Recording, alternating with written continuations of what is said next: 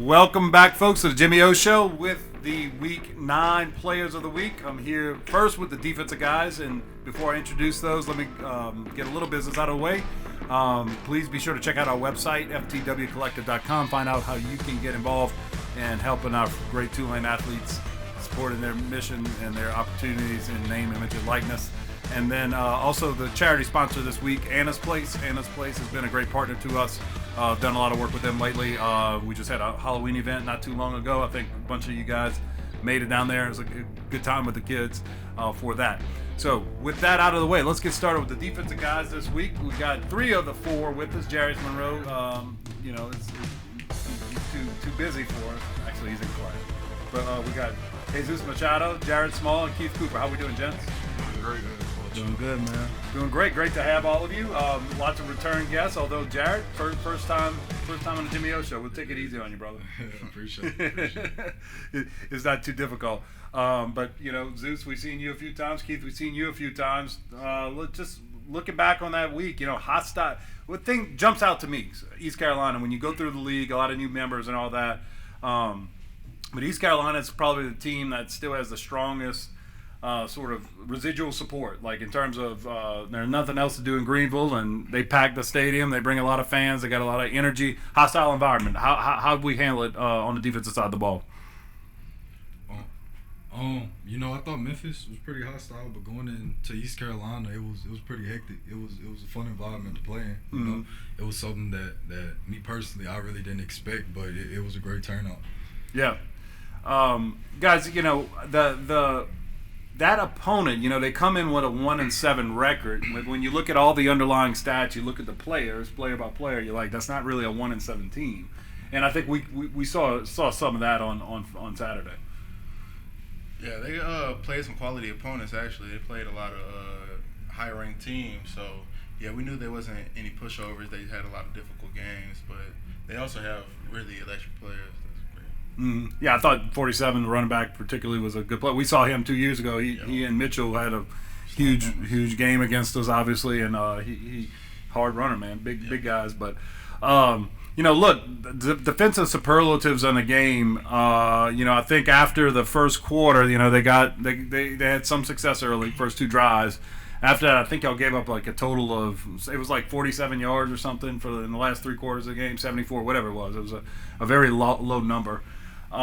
Sort of what was it that they were doing sort of early in the game, and what were we able to do for the last 3 quarters of the game made such a big difference? I think it was just coming together, everybody buying in, and, just everybody doing assignments and just playing fast.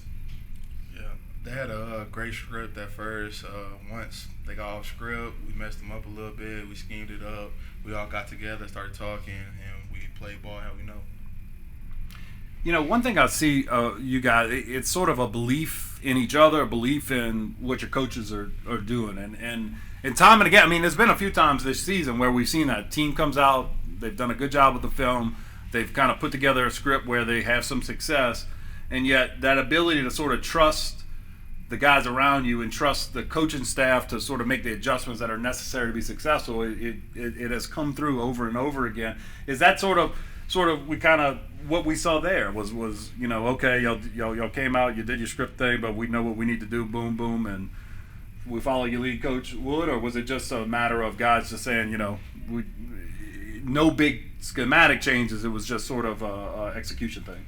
I think this is a very resilient team. We've been found with our backs against the wall a number of times this year. I was talking to somebody the other day. I said I've never been worried with this group of guys, though. We all settle in, we get calm, we play our brand of ball, and the rest is history. Yeah, no doubt, man. And Jared, your opportunities, you came long time at LSU. Some injuries kind of knocked you off track, but had the opportunity to come over to Tulane and made a huge contribution to us. What was it that led you to Tulane from LSU? A bunch of coaches from the LSU staff are actually over here. So coming over here really just felt like home, And and they welcome me in from coaches to people on the staff to players. You know, it's a great group of it's a great family, tight-knit family over here. Right, and you joined us what? You joined us after the spring, or? Yes, sir. Yeah, during summer. First month of summer. Okay. Yep. And then my guy Zues did a good job of welcoming you to the linebacker room. I take it. He did. Zeus, when you watch Jared play, what is it about his game that you sort of appreciate, and what in your eyes, what's his strengths? I think his strength is just just playing fast and like his ability just to like see it and just go. Yeah, and Jared, I'll flip the script on you. What when you watch Zeus play, what stands out to Zeus on watching him play, watching how he goes about his business? He's just instinctive. I think all year we've gotten comfortable with each other, and we kind of piggyback off of each other on the field as far as what's coming, which way we think the ball's going, things like that. So. Hey, can I interrupt this podcast real quick? Yes, sir. We've got a birthday here. All right, Mr. Jimmy O's birthday today. A 1, a 2, a 3. A happy birthday to you. Happy birthday to you. Happy birthday, Jimmy O. Happy birthday to you. All right, thank you, Coach. Thank you, guys. Appreciate it, bro. You get away with it. No, that's all. Yeah, I was trying to sneak in under the wire. Thank you, Coach. So one day, boys, if you're lucky, you'll be 46, and it'll life will come at you fast. You won't move as quickly as you do now. Big Keith, man, look, it's been fun watching you grow. I think you came in. I was talking to Coach last night. He was saying, I think you came in like 235, now 285, kind of holding down the edge. Pretty good, man. Just sort of walk us through your success in that game. What was it? What was the key to you being a player of the week this week? This week, last week, we really emphasized getting off the ball and rushing the passer. We emphasized stopping the run to get them in those 4 or 5 passing situations they were in. And, we just emphasized getting off and attacking and closing and finishing. Yeah, and it came to fruition. Second half, really, I just kept seeing it. And third and long again. And every time we had them in third and long, I felt it's kind of happened. When we're third and long, we're still in the game. We got those guys over there. But when they were in third and long, it kind of felt like, big time advantage us. And sure enough, we got off the field over and over again. Yeah, we emphasized stopping the run. The more we stop the run, the more we get the rushing passer, and that's where we make money in. Get on that list, man. Yeah. The sack list. All right, well, folks, that'll do it for this segment with the Defensive Players of the Week. Guys, thank you so much for joining us this week, and I look forward to seeing you. You've got 3 more games, a conference championship, and a bowl game. So you got 5 more shots this year to be on the show. I look forward to seeing y'all each a couple more times at least. Yes, all right, thank you. All right, guys, thanks for coming on. Take care. All right, appreciate it. All right, now here back segment 2. We're with the Offensive Players of the Week. We got the full house, man. We got every one of the guys. Y'all know the names, you know the faces. But Michael Pratt, Sincere Haynesworth, Lawrence Keys, and you should know the one on the end, Shadre Hurst. Although this is his second appearance, I believe, on the Jimmy O Show. You'll get to know he'll be a household name and face real soon. How are we doing, guys? Doing well. Great. Thanks for having us. Great. Well, great to have y'all, man. Look, it's never how you draw it up. I know. When you were sitting in a hotel Friday night, you didn't think you were going to go out and score 13 points, but it was enough, right? And, and when you kind of dig into the game, though, you kind of see it's like, look, we live, 2/3 of the game was played on their side of the field. Mm-hmm. We only had 7 possessions, and so there, and just some red zone sort of, kicking when we like to get in the end zone. I guess that's is that sort of a focus this week, kind of look forward, like, what can we do better? We're really successful all really game. We're kind of having some breakdowns a little bit in the red zone or just not making all the plays. Is that sort of a focus this week? Yeah, just being able to finish, being able to execute, to the best of our abilities in those situations. And, like you said, I think we've done a good job throughout the whole course of the field. And then, when we get down to the red zone, we got to, continue to, do better in those areas. And like I said, to finish. Yeah. Go ahead, Sister. It's just absolutely just putting 4 quarters together. Still chasing that, still, making that our goal every week is to play a full 4 quarters. And I know that 1-0 is always the goal with you guys because I've never heard one guy complain, but Coach Fritz, maybe we can not do the 8-minute drive to end the game and then just kneel it inside the 5, a couple games in a row. Some of that's a little misleading, but Whatever it takes to win, man. Losing money on DraftKings.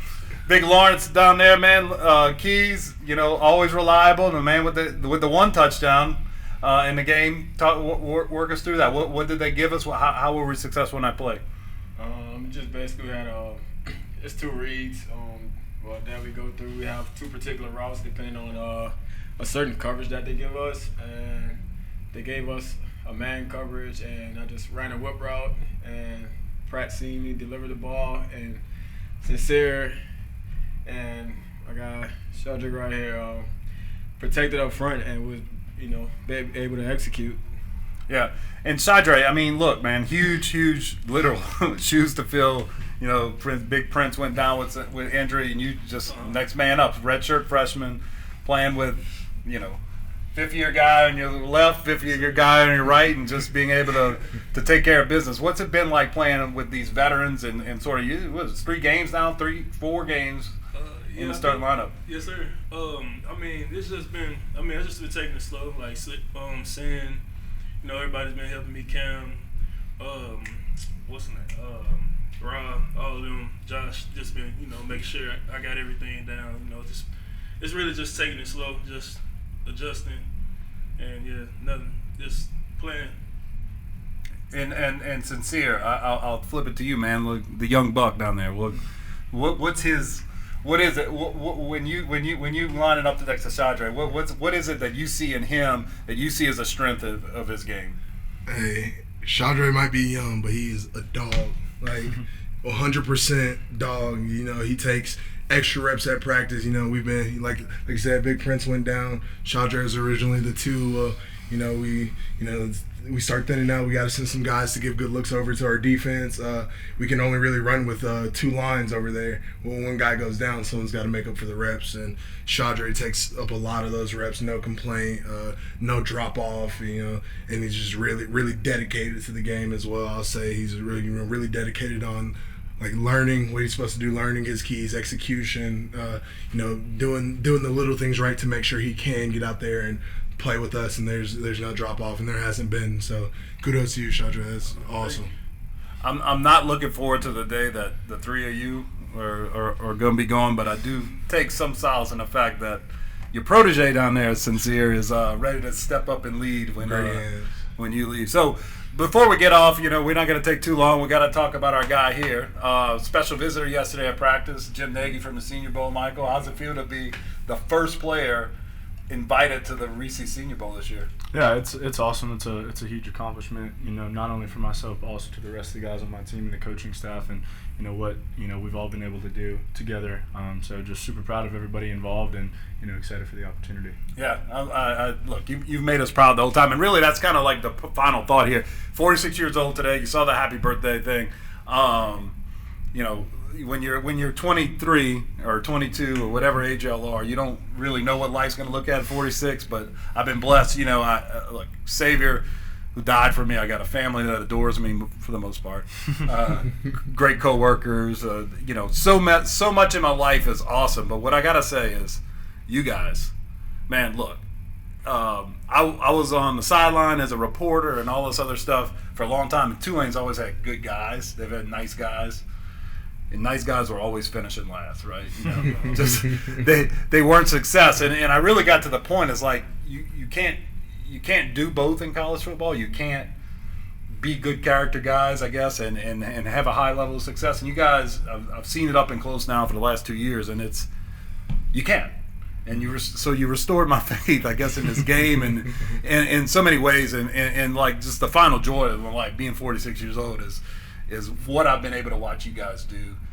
Just not only being great football players, and I remember y'all sitting in here last Christmas time. Sincere, you decided to come back. Mike, you made sure everybody knew you were staying, and y'all kind of done everything you said you would do. But y'all continued to be just great citizens the whole way too. And so that's been awesome to be around. So thank you for that. It's been a great birthday present for you. Great year 45, and I look forward to the rest. So folks, that'll do it for this week's episode of the Jimmy O Show, the birthday edition. Like I said, be sure to check out Anna's Place, their website, find out what they're doing. They can use your financial support as much as we can. And the program's fantastic for the youth of New Orleans. And of course, ftwcollective.com. Find out more about what we're doing. If you haven't joined yet, nothing's stopping you. No donation is too big, too small, and we can continue to do great things with these fellas. Till then, guys, roll wave. Roll wave.